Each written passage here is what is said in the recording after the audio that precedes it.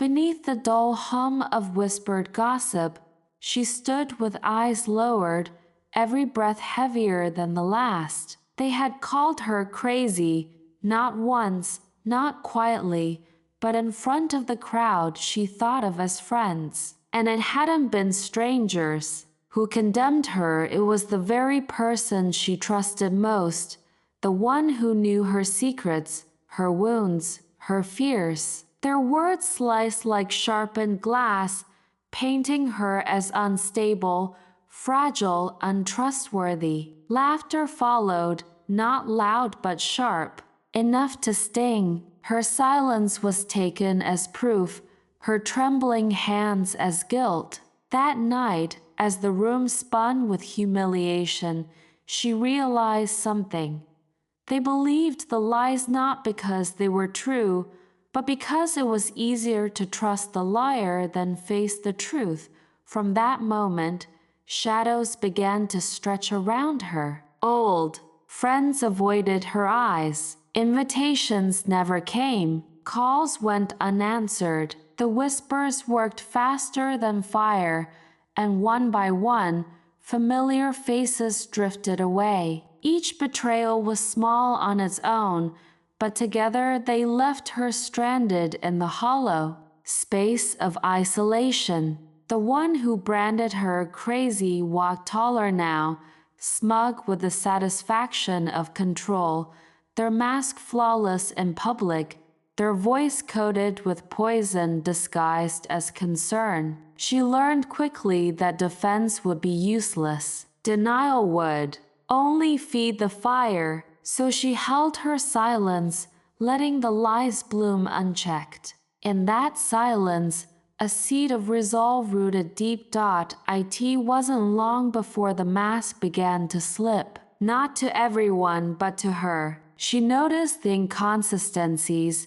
the casual slips of the tongue, the smug smile that came too quickly after feigned sympathy. They grew bolder in their lies, reckless in their control, daring her to object. But she didn't. She let them believe she was broken, that she had surrendered. And in that surrender, she became invisible to them, a shadow in the corner, watching, listening, learning. The betrayal was no longer a wound. It was fuel carefully stored, waiting for the fire. With her eyes wide open now, she played her part. A quiet nod here, a forced smile there, a gentle laugh that concealed the fury building beneath her skin. She gave them no reason to doubt her submission. They believed she was too weak to resist, too unstable to think clearly. But behind closed doors, she began stitching together the fragments of their lies. Every conversation became a clue, every careless gesture a piece of evidence. And though rage pulsed through her veins, she buried it beneath an exterior of calm. Knowing the time to act had not yet come, piece by piece, she built her case. A stray message hidden in an unlocked phone, an overheard conversation behind half-closed doors, financial records with numbers that didn't add up. The web they had spun to trap her became the very snare tightening around their own neck. She collected everything quietly, methodically, her patience sharpened by the memory of humiliation. What once broke her now became her shield, her weapon, her certainty. The truth was no longer fragile, it was a blade, and she held it steady. It was their arrogance that finally opened the door. Convinced of their invincibility, they grew careless, a boast to the wrong person, a forged smile that failed to convince, a reckless mistake too glaring to ignore. They triggered the trap without ever realizing it existed, laughing as they stepped closer to the edge. She watched, calm and ready, knowing the fall was now inevitable, and when she finally struck, it was not with rage but with precision. In front of those who had doubted her, She laid out the truth. Each piece of evidence was a stone, and together they formed an unshakable wall that crushed every falsehood. The antagonist's smirk faltered, then cracked, as the tide shifted. No amount of charm or denial could stop the flood. She didn't raise her voice. She didn't need to. The facts spoke for her, and the silence that followed was louder than any outburst. The mask shattered. The image they had spent years crafting collapsed in an instant. Their lies were no longer whispers but exposed rot, visible to all. Faces that once turned away now stared with disgust not at her, but at them. Every manipulation, every cruelty, every betrayal unraveled before the eyes of those who once believed.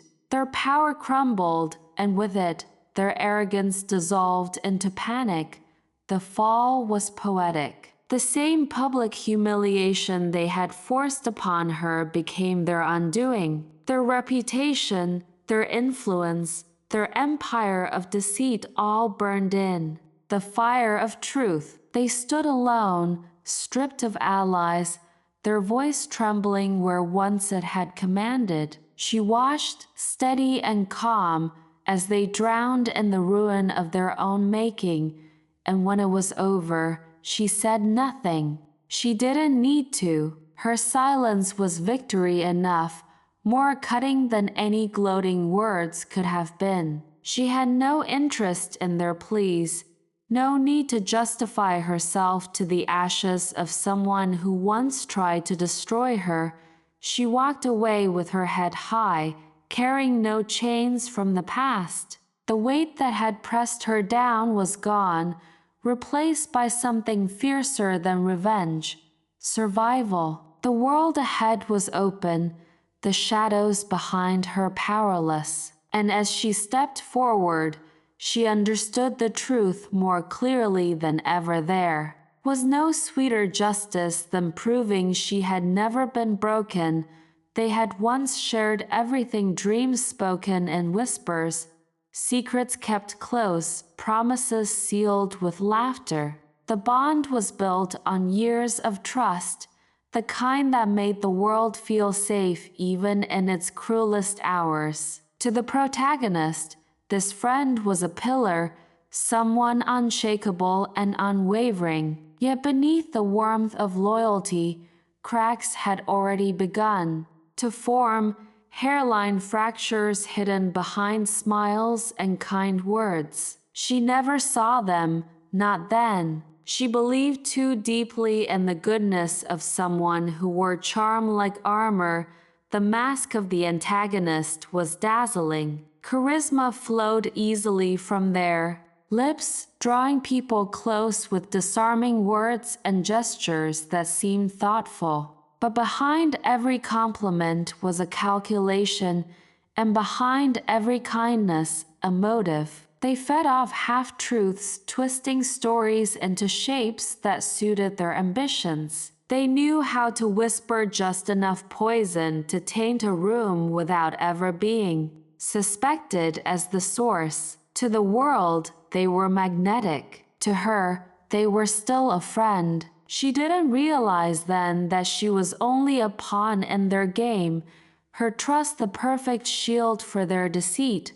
The shadows began small. A joke told at her expense, a detail from a private conversation suddenly known by others. A look of condescension masked as playful banter. She felt the sting, but brushed it away. Everyone had flaws, she told herself. Perhaps she was too sensitive, reading too much into things that meant nothing. Gaslighting worked best when it was subtle, and they knew this. Every small lie crept in unnoticed, every manipulation disguised as a harmless quirk. She convinced herself loyalty demanded forgiveness. By the time she realized the pattern, the damage was already spreading. The first cut came when jealousy stirred. A promotion she earned, praise spoken in her name, attention she never sought but couldn't help attracting. It was enough to ignite the bitterness that simmered beneath the antagonist's smile. Rumors began, quiet at first, half-sentences overheard, doubts whispered into ears that once trusted her. They sowed suspicion not with shouts but with delicate precision, each word a seed planted in the minds of those closest to her. By the time she noticed the distance, it was too late. Doubt had taken root. Soon, the web tightened. With practiced deception, the antagonist painted her as unstable. A slip of the tongue here, a fabricated story there crafted carefully to erode her credibility. She's just not herself, they would say, feigning concern, while their lies spread like smoke. Friends, colleagues, even family began to look at her differently. Their pity felt like judgment, their silence heavier than accusation. The label crazy clung to her like a stain she could not scrub away, and the more she tried to defend herself, the more the lie seemed to stick. Isolation followed like night after dusk. One by one, her allies vanished. Calls stopped. Invitations never came. People crossed the street rather than meet her eyes. The whispers became so thick she could almost feel them brushing against her skin, a constant reminder that she had been cornered. She was alone, trapped in a cage built from words she never spoke, condemned by a crime she never committed. It should have broken her. It nearly did. But instead of shattering, she began to harden. On the surface, she seemed calm. She forced herself to smile when others looked her way, never giving the antagonist the satisfaction of seeing her crumble. But beneath that stillness, fury coiled tight. Every betrayal replayed in her mind, every lie carved itself deeper into her memory. They wanted her reaction, her outburst, her collapse. She refused to give it. Her silence became her defiance, her composure the one weapon they couldn't strip away.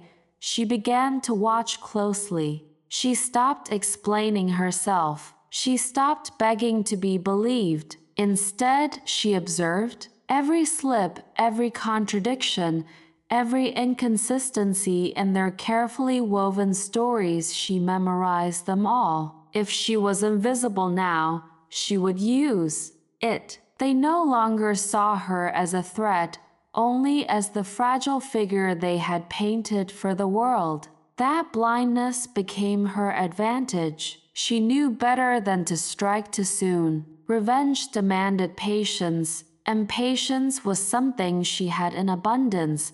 The spark of resolve came quietly, almost unnoticed. What seemed like surrender was not weakness, but strategy. The humiliation, the abandonment, the lies, they would all serve her now. She would gather proof piece by piece until the weight of truth was undeniable. She no longer cared about winning back those who had turned away. Her only focus was exposing the one who had betrayed her, stripping the mask from their face in a way no one could deny. The decision was made, and with it came a calm stronger than rage.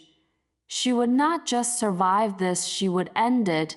She began with patience, her resolve hidden beneath a mask of stillness. Where once suspicion had gnawed at her mind, now certainty grew sharp. Screenshots captured late-night messages laced with venom. Recordings quietly preserved the whispers meant to break her. Each detail was tucked away, not yet revealed, but guarded like treasure. Every clue, no matter how small, became another thread pulled from the antagonist's web. With every step, the portrait of deception grew clearer, no longer guesswork, but undeniable truth. The memories returned in fragments, echoing in her mind like old wounds reopening. She recalled the laughter at her expense, the sympathetic glances that masked betrayal, the moments when the antagonist's words swayed people she thought would stand by her. Lies had not just stolen trust, they had reshaped entire relationships. The flashbacks came like cold clarity, showing how long the manipulation had run beneath the surface. What once seemed coincidence now revealed itself as strategy, every word carefully placed, every rumor designed to isolate her. And yet, instead of breaking her again, those memories hardened her. They reminded her of what she had endured and why she would not let it go unanswered. Arrogance emboldened the enemy. With time, their lies grew wilder, less tethered to reason, swollen by the thrill of power. They fabricated stories that stretched reality thin, inventing drama where none existed, twisting half-truths into elaborate accusations. The room no longer filled with whispers but with declarations, the antagonist's voice rising with each performance. And though the stories grew absurd, their charm still carried weight. People nodded, people believed. But arrogance is always blind to the cracks forming beneath its own weight. When that wasn't enough, the provocations began. In crowded rooms, they tested her composure, baiting her with sly remarks and cruel insinuations, daring her to break. Every sneer was designed to draw an outburst, to confirm the label they had painted on her. Unstable, irrational, unworthy of belief. Yet each time, she met the challenge with silence, a calm so sharp it unsettled those watching. It was not weakness but discipline, a refusal to give her enemy the satisfaction of seeing her shatter. Beneath that mask of calm, she was playing the long game. Outwardly, she remained cornered, her voice quiet, her presence unthreatening. Inside, however, her plan was already unfolding. She concealed her intent so perfectly that the antagonist mistook her stillness for defeat. Anger never showed in her words or her eyes, because anger was no longer her guide. Strategy was the first move, came quietly. She released a fragment of false information, carefully chosen, almost careless in its simplicity. As expected, the antagonist seized it instantly, spreading it with eagerness, convinced of her dominance. What she didn't know was that she had taken the bait. The false lead became a marker, proof of her eagerness to deceive.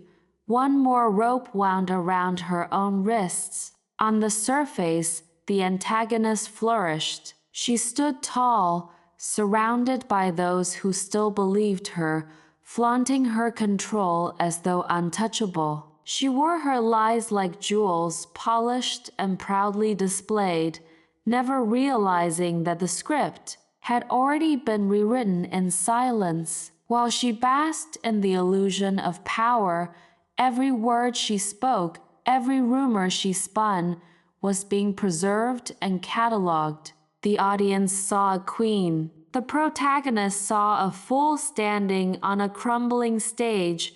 Behind the curtain, the shift had already begun. What once seemed like whispers of defeat now became weapons waiting to be revealed. Each rumor was turned into evidence. Each fabricated story became another entry in the growing record of deceit. The balance tilted quietly, invisibly. By the time the antagonist noticed, it would be far too late.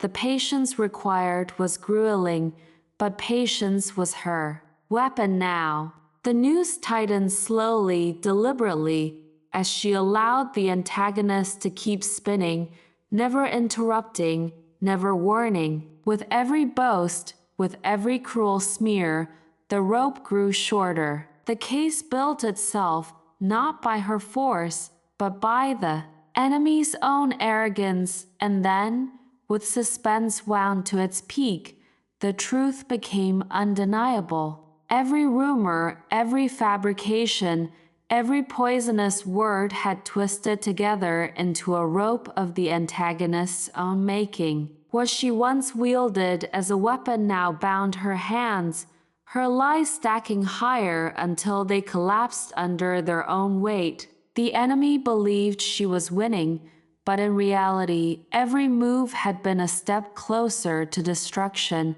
The trap was nearly complete. And the beauty of it was simple. She hadn't needed to scream, to plead, or to fight blindly. All she had done was wait, watch, and gather. The rest, the downfall, was being written by the antagonist herself. She had expected the lies to sting, but what came next went beyond malice. It crossed into obsession. The antagonist no longer whispered rumors or twisted words in shadows. She manufactured proof, staging elaborate deceptions with carefully planted messages and falsified evidence. Her theatrics drew gasps from those who saw them, and her conviction was so fierce that few dared to doubt her. Every staged moment was a performance meant to humiliate, to silence, to crush. But the deeper she leaned into her own fiction, the more brittle it became. The protagonist watched it all unfold, her silence not of defeat but of calculation. Arrogance followed closely behind. Emboldened by her growing audience, the antagonist shed subtlety altogether. She paraded her false victories in public, smiling wide, her voice carrying sharp edges as she flaunted her supposed power. She believed her opponent broken, cowed into submission. The crowd fed her confidence, their laughter and nods a choir to her triumph. Yet behind that display, a storm was quietly forming. What she mistook for victory was merely the midpoint of a game she no longer controlled.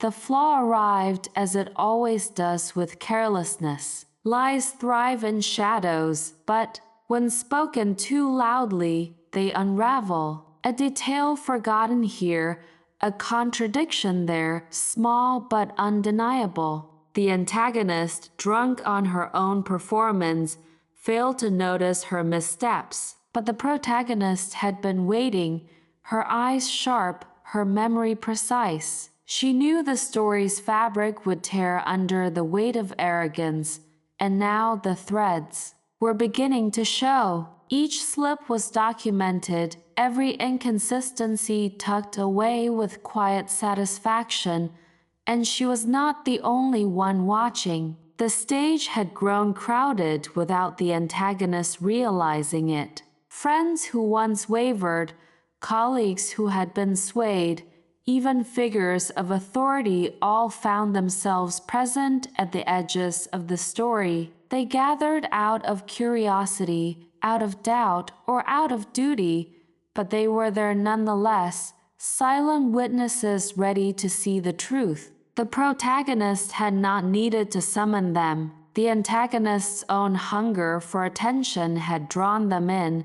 With everything in place, the silence grew heavier. The protagonist no longer needed to push or prod. Patience was the only move left. She let her enemy continue, each lie another step into the tightening snare. There was no rush, no need for anger or haste. Calm, composed, she let the weight of inevitability settle. The rope was tightening, and the antagonist had no idea it was her own hand pulling it. Believing her triumph near, the antagonist struck with her boldest move yet. She unveiled her final blow, a dramatic revelation meant to annihilate what little credibility the protagonist had left. The crowd gasped on cue, exactly as she expected, and the smirk on her lips deepened.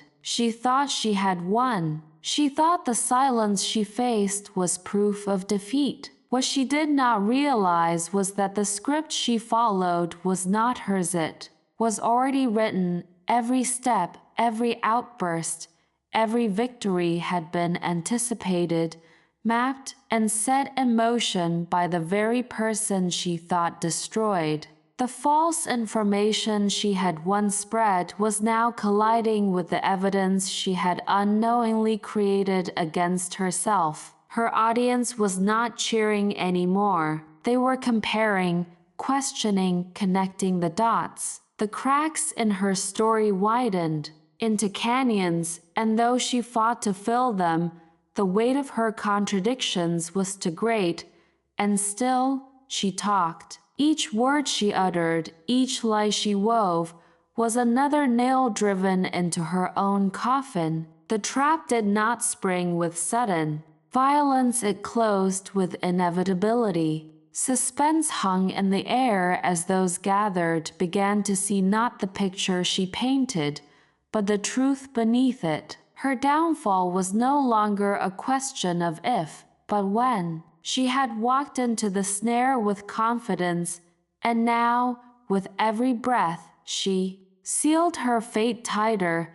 The timing had to be perfect, and she waited until the room leaned fully in the antagonist's favor before moving. At the height of her rival's confidence, when the smirk was widest and the laughter around her loudest, the protagonist calmly set her proof on the table. It wasn't loud or dramatic, just undeniable. A recording played, a message appeared, documents layered one after another. What had once been whispered suspicions suddenly became sharp truths cutting through the noise. The antagonist froze, her laughter faltering as the certainty in her voice collapsed. The cracks came quickly after. Each piece of evidence chipped away at the image she had so carefully constructed. A recording where she contradicted herself, a message written in her own words,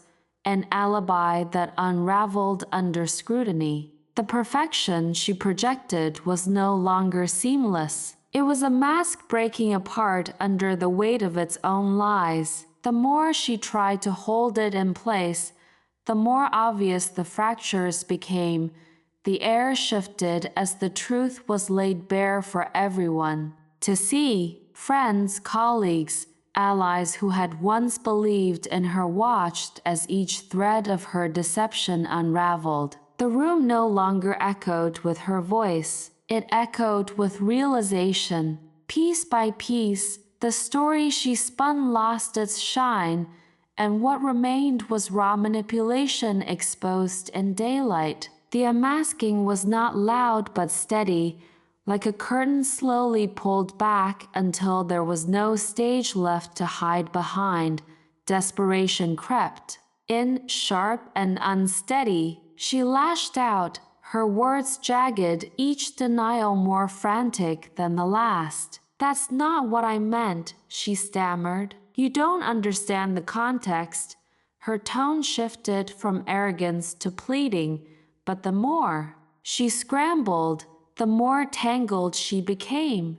The control she once wielded slipped from her grasp, and every attempt to seize it again only made the fall more visible.